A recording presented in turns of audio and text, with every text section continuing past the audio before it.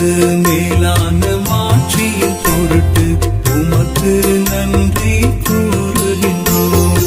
ஆண்டவராகிய இறைவா, வானுலக அரசரே,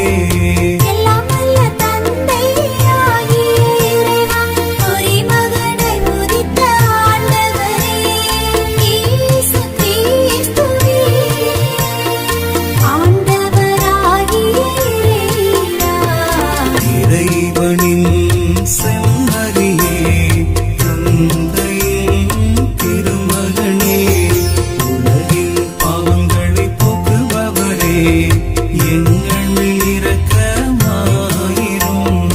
உலகின் பாவங்களை போக்குபவரே, எங்கள் மன்றாட்டை ஏற்றருளும்.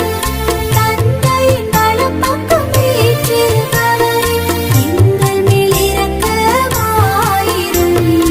ஏனெனில் இயேசு